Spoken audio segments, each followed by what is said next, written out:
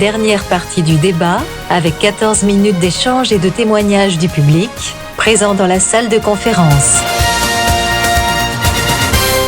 Je remercie nos amis Alliés Naturels pour leurs interventions, ainsi que nos amis AA et Alanon.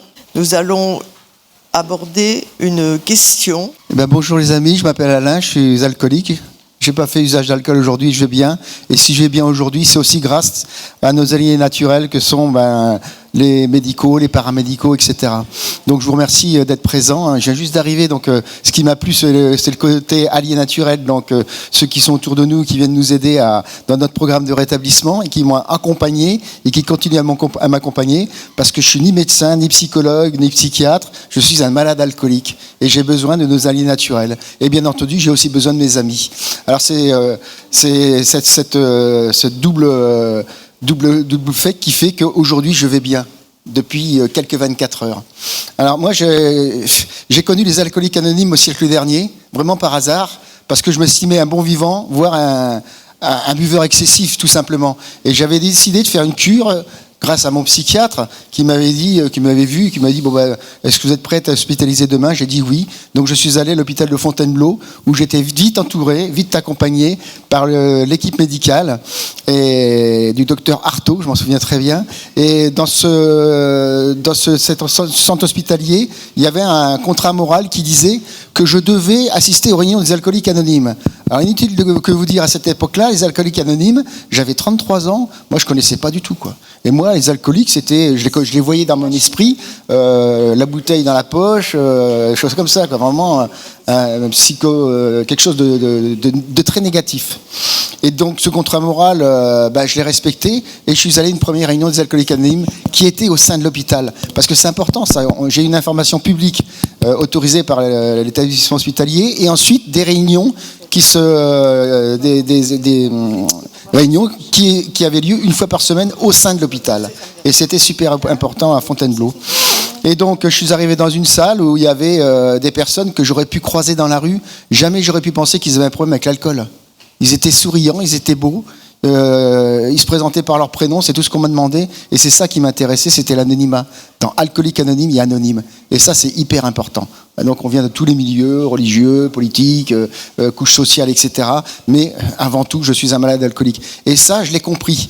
Et de suite, donc ils étaient souriants et tout, et ils disaient qu'ils étaient alcooliques. Et moi, inutile de vous dire, je pourrais vous montrer la photo, que j'étais enflé, gonflé, je transpirais l'alcool, on va dire comme ça, quoi. Hein. Et je me considérais pas du tout comme un alcoolique, quoi. Et puis finalement, je me suis dit, mais attends, j'aurais pu les croiser dans la rue, jamais j'aurais pu penser qu'ils avaient un problème avec l'alcool. Et toi, tu dis que t'es un bon vivant, un buveur excessif. Et tout de suite, ça m'a fait tilt. Mais ça, c'est ma puissance supérieure. Je l'ai appris après, quoi. Et je me suis senti à ma place. C'est-à-dire que tout ce qu'il disait, je le comprenais. On avait le même langage. Alors qu'à l'extérieur, dans le monde extérieur, je me sentais isolé, je me sentais ailleurs. J'avais besoin de substituts pour prendre la parole, comme je prends là. Jamais j'aurais pu le faire auparavant. Et puis, j'avais un problème avec mes émotions, mais je ne savais pas tout ça, quoi. Donc, j'ai eu un accompagnement médicamenteux d'une psy aussi, qui était toujours à l'hôpital de Fontainebleau, et qui nous faisait des réunions et qui nous faisait prendre conscience que il fallait, c'était pas possible. J'avais 3 solutions. C'était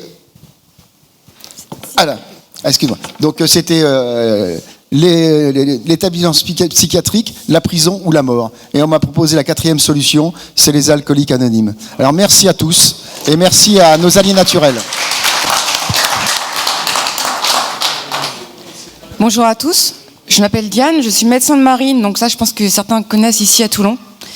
Je suis addictologue depuis plusieurs années. J'ai commencé l'addictologie dans le Nord quand j'étais à Villeneuve-d'Ascq en gendarmerie. J'ai beaucoup travaillé avec les gendarmes, ils avaient pas mal de soucis d'alcool. On en a parlé tout à l'heure avec la professionnelle qui est directrice pénitentiaire. Et maintenant je m'occupe des marins. Et donc je suis venue grâce à Catherine qui est là aujourd'hui, et puis Dominique, que je connais depuis quelques mois. Et que je remercie beaucoup parce que grâce aux AA, effectivement, j'ai pu orienter quelques patients. Et quand je suis pas là, parce que ça m'arrive de partir en mission, je suis rassurée parce que je sais qu'il y a d'autres professionnels qui vont être là et qui vont les aider. Voilà, merci à tous. Oui, bonjour, Sophie, donc anonyme, puisque je suis alcoolique abstinente pour aujourd'hui depuis un certain nombre d'années. Merci d'être venu, parce que sachez que les alliés naturels ne sont pas toujours naturels, ils ne viennent pas forcément à nous et nous ferment des portes. Donc je voulais vous dire qu'il y a des endroits où on fait de l'information publique et il y a des chefs d'hôpitaux qui ne veulent même pas entendre parler de nous. Alors qu'il y a des hôpitaux à Paris, ils sont plus ouverts puisqu'il y a des réunions au sein des hôpitaux. Mais bon, je vais la lâcher, mais je sais que Corinne n'est pas là, mais à Cannes, ils ne veulent pas entendre parler de nous. C'est no way. Madame, si vous pouvez nous aider, oui, à Cannes. Allez-y. Et justement, je voulais vous dire, occupez-vous de nous à Cannes parce qu'on n'y arrive pas. On va avoir la Grand GA, mais Cannes, no way. Je sais pas. Donc c'est pour ça qu'effectivement, on a une image parfois assez dégradée par rapport à certains alliés naturels, parce qu'il y a le côté un peu spirituel et qui pensent qu'on fait des bondieuseries pas possibles, ce qui n'est pas le cas, hein, puisque c'est comme on veut. Et je voulais vous dire, madame, par rapport à votre discours de tout à l'heure, vous avez aussi des DU de patients experts. Il y a des patients experts. Bon, voilà. Donc, il y a quand même des patients experts en alcool qui peuvent vous aider aussi. Voilà. Sur Marseille, peut-être pas à Nice, alors peut-être, je sais pas. Si, aussi. Voilà. C'était le message que je voulais passer. Je voulais vous remercier infiniment, parce que nous, on veut à tout prix passer de l'information, pas faire de la réclame. Hein, c'est aider le nouveau. Chez nous, c'est ça. Et puis on se prend des râteaux, mais pas possible. Hein, alors qu'on devrait travailler vraiment main dans la main. Merci à vous, merci beaucoup. Alors, voilà, bonjour. Alors, moi je viens avec ma double casquette, parce que donc, je suis psychologue, et la belle-fille de Jean-Yves. Voilà, je suis un peu émue. Alors, je suis psychologue, mais je ne travaille pas du tout dans la dictologie. Je travaille avec des personnes autistes. Et je voulais aussi apporter le témoignage de la pérédance, dont je crois que les alcooliques anonymes ont donné un peu le chemin. Et il y a de plus en plus d'associations de parents et même de personnes autistes qui se retrouvent entre elles. Et j'observe, et je crois que ça leur fait énormément de bien, parce que quand on est avec des gens comme soi, on se comprend et on s'entraide et on a les solutions. Et en tant que psychologue, en tout cas, ça m'a vraiment remise en question, en tout cas, de ma place de sachante. Voilà. Et de faire un peu profil bas des fois et de se dire que, voilà, on n'est pas des sachants. Ensuite, voilà, je voulais parler à Jean-Yves et puis aussi dire que, les alcooliques anonymes, je les remercie aussi, parce que je suis le témoin proche de ces 30 ans d'abstinence. J'ai vu à quel point il a changé, il a évolué, il s'est tourné vers les autres. C'était dur, cette période.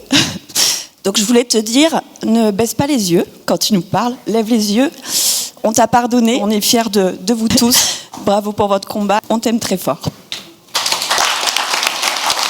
Bonjour à tous, je suis psychologue clinicienne et je voulais d'abord vous remercier parce que je connais un petit peu les AA, les NA aussi, pour avoir travaillé avec pas mal de patients.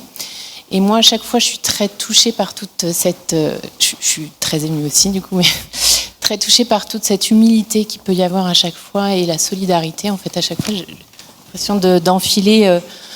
Waouh, c'est bravo pour tout le chemin parcouru. En fait, de ce que j'entends depuis tout à l'heure et de ce que j'ai pu remarquer, et moi, souvent, ce qui fait que ça m'aide beaucoup, c'est tout le côté, en fait... Quand j'entends bonjour, je m'appelle bonjour Jean-Yves, Gilles, etc. Je suis alcoolique anonyme, je suis alcoolique, je suis malade de l'alcool, enfin on peut le dire de plein de façons. En fait, ce que moi je voudrais dire, c'est que derrière il y a souvent des questions identitaires et qu'en fait quand on fait ce travail, ce chemin en fait d'aller regarder un petit peu pourquoi on consomme, c'est aussi qui on est, quoi. C'est un peu le travail qu'on fait, le travail d'individuation. Je sais pas pourquoi je suis complètement paniquée là, excusez-moi. Travail d'individuation qu'on fait à travers une psychothérapie, c'est aussi ce chemin-là. Mais il est toujours, je pense, à remettre en perspective avec la norme dans laquelle on est. C'est-à-dire que tout à l'heure, vous disiez, c'est pas évident quand on reprend le boulot de pas consommer, etc. Parce que, alors, moi, par exemple, je ne suis pas alcoolique, mais je l'ai vécu en tant que femme. Quand on est enceinte, on ne boit pas. Alors du coup, et puis même quand on ne fait pas le choix de boire, qu'on n'est pas enceinte, du coup, ça interroge toujours. Du coup, tu es enceinte. Enfin, vous voyez, on a plein de représentations, d'a priori, etc.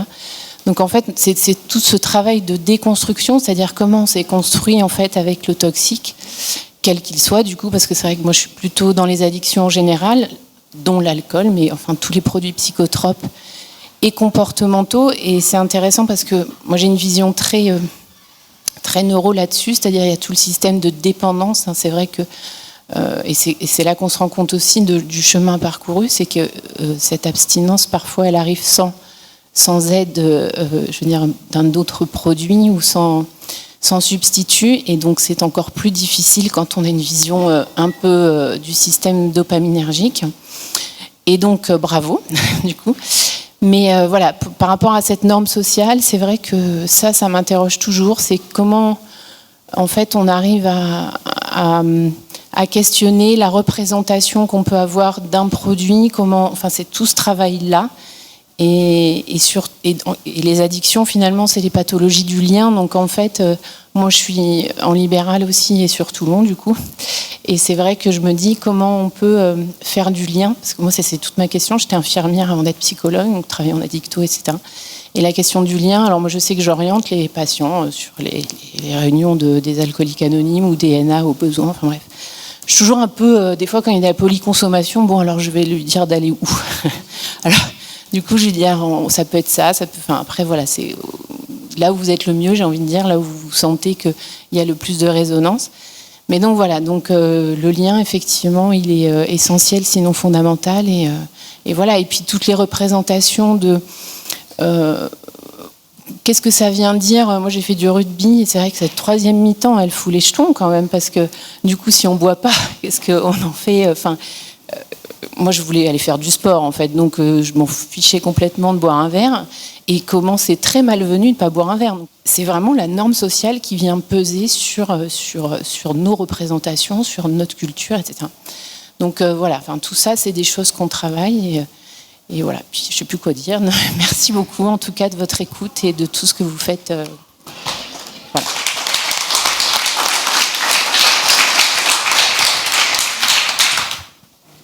Je voulais ajouter quelque chose. S'il vous plaît, oui. Je rebondis ce que vous venez de dire. On a enfin un site Alcool Info Service. Ça n'existait pas. J'étais très choquée, moi, en tant que médecin, que la santé publique n'ait pas les moyens d'organiser, comme on fait le mois sans tabac, le mois sans alcool. Enfin, ça va peut-être arriver l'année prochaine. Bon, ça c'est pour dire le poids de la société de l'alcool qui nous embarque tous dans quelque chose.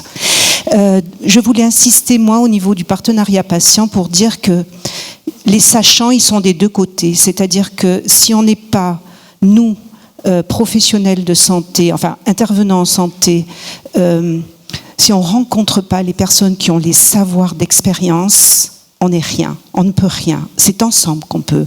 Et c'est vraiment une rencontre qu'on doit faire et une formation qu'on doit faire ensemble. Et nous, dans le partenariat patient, donc sur Nice, c'est vraiment des binômes qui se forment pour justement pouvoir intervenir dans les soins, faire découvrir aux équipes, etc., et accompagner les patients. Ils sont accompagnés par des patients partenaires, parce que nous, on ne peut faire même pas une moitié du travail, je dirais. Et ensuite, dans la formation des professionnels qui interviennent en santé, c'est extrêmement important.